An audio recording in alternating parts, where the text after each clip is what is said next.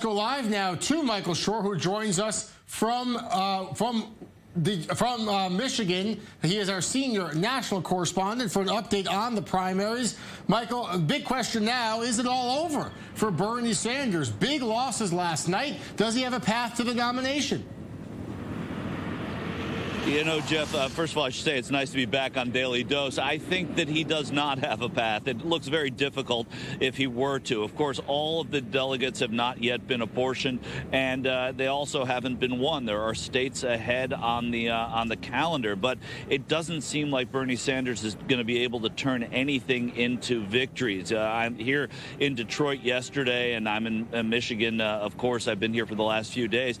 You cannot be standing anywhere in Michigan without being in a county that Joe Biden won. He won every single county in a state that Bernie Sanders, like you said, won 4 years ago. He won every single county in Missouri and in Mississippi. He won Idaho, and Bernie Sanders won in North Dakota, and Washington State still too close to call. It's very difficult to see a path for Bernie Sanders to get out of this slump and really overtake Joe Biden for the nomination.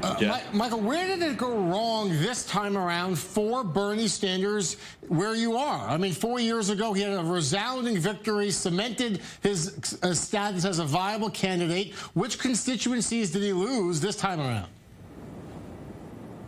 Well, you know, in a sense, I don't know that it was so much a loss as where did it go right for Joe Biden. I think that you look at 4 years ago, and one of the issues, of course, is Hillary Clinton. She had a lot of negatives. For whatever those reasons may have been for different voters, people didn't show up, particularly white men didn't show up to vote for Hillary Clinton. Some stayed home and some voted for Bernie Sanders. This time you didn't find that, right? You had the same types of voters coming out in droves for Joe Biden. Joe Biden's been arguing in his supporters too that he is the most electable of these candidates, and he proved some sense of electability by who turned out for him. You also look to the suburbs. Hillary Clinton didn't do as well in the suburbs as Joe Biden did last night. So Bernie Sanders, yes, you can look back at what he may not have done well. In the last week, Bernie Sanders could have taken some lessons from Super Tuesday, changed the tone of his campaign. He was going to give a speech on race that he decided not to give. He went on the attack to Joe Biden. So I think he may have done a few things wrong, but it's really more about what went right for Joe Biden, Jeff. So at this point, if the path is clear for Joe Biden, can someone like him, a centrist Democrat with a long Beltway record, someone who also is, to be frank, quite old and one of the older candidates who had tried for the nomination, can he beat Donald Trump? You know, it remains to be seen. I think when you look at the numbers over the last 7-8 days, you're going to see that, yes, he probably can. You look at these states where he did well. Some of these states are red states, some are not. But this is a state that the Democrats need to win, and his overwhelming victory last night would indicate that the types of people that voted for Joe Biden, for Donald Trump, could come out for Joe Biden. The other part of this is we look at 2016 as the lesson. 2018 is a lesson as well.